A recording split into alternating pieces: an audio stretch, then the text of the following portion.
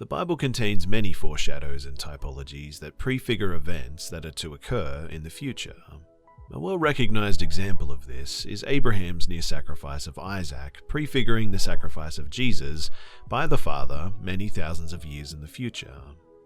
As I have spoken elsewhere, and I will leave a link to that video in a card that you can check out above, the Bible also affirms that there is a 7,000-year plan that Yahweh has established in eternity past. This 7,000-year plan is expressed as a day being like 1,000 years by Peter in 2 Peter 3:8, among other places. Bearing this in mind, I'm going to be taking you guys through a series of scriptures that foreshadow the return of Jesus within this 7,000-year plan. I'll be doing this over a series of videos, but today we're going to take a look at a very strong example of this reality in Exodus 19 with the prophet Moses. So, in Exodus 19, it features the story of Israel preparing to meet the Lord at Mount Sinai, and there the Israelites are reminded by God that they have come out of Egypt on eagle's wings. Then, after Moses speaks to the Israelites, confirming that they will obey the Lord, Yahweh states that he is now going to come to them in a dense cloud, so that the people will hear him as he speaks with Moses. Then Moses relays instructions to the people to consecrate themselves today and tomorrow, to wash their clothes, and to be prepared by the third day, because it will be on the third day that the Lord will arrive upon Mount Sinai in sight of all of Israel. Over those 2 days of preparation, no one else is allowed to touch the mountain. Only when a ram's horn sounds a long blast may the Israelites approach the mountain. And coupled with this, Moses gives the men the instruction to refrain from sexual relations with women too.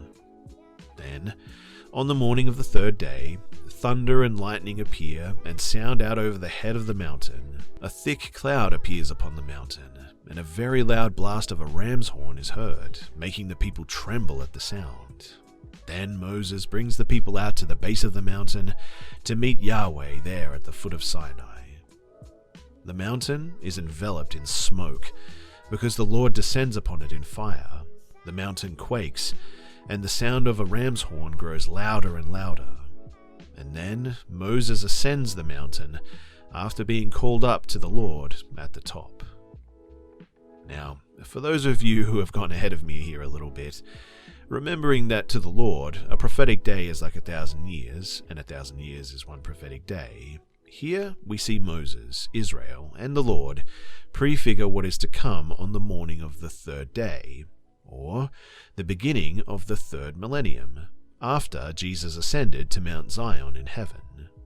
Jesus, like Moses, was on the mountain, came down among the people to give them instructions on how to live, consecrates the people, and prepares them to meet the Lord on the morning of the third day. That is, at the beginning of the third millennium after Jesus ascended to Mount Zion in heaven. And like Moses and the Israelites, the New Testament is full of reminders that God's people should expect Jesus to arrive in the clouds, in glory or fire, and with a ram's horn or shofar being blown as he gathers the people together to meet the Father in heaven. And he does this by sending out his angels, the eagle's wings, to gather his people. That is, he carries his people to himself on eagle's wings. What we see here is a foreshadowing of what is to come, with the days here also providing us with a very specific detail as to the timing or the season, not the day or the hour, but the season of the Lord's return, where he will be seen by every eye. Moses is the typological example of Jesus. The people are the prefiguring of believers, specifically the 144,000 Jews found in the book of Revelation, who are also said to be sexually pure, or male virgins. And the 24-hour days are a foreshadowing of the time frame that awaits between the first and second arrival of Jesus. Now, the exciting aspect of this passage for you and me, and many others that we will explore in the future, and believe me, there are a lot of examples of this, which, by the way, on a side note, is strong evidence for this position in and of itself, as the days or time periods are always repeated within the same numerical way. And this means that we are getting very close now to the return of Jesus. Again, while we cannot know the day or the hour, it is true though that we can know the season of the Lord's return. In fact, in 1 Thessalonians 5, Paul stresses that true believers will not be taken by surprise or like a thief in the night when the Lord returns. In other words, true believers will recognize the times and the seasons, and will be ready and expecting the return of Jesus. Now, different people have different ideas as to roughly when that season will be, with some beginning their counting of the 3 days or the 2,000 years that need to transpire before the Lord returns at different times. Some have suggested that the resurrection of Jesus is the time from which we begin our counting. Others think that the ascension is the time period from which we count, and others look at the birth of Christ being that moment to begin from.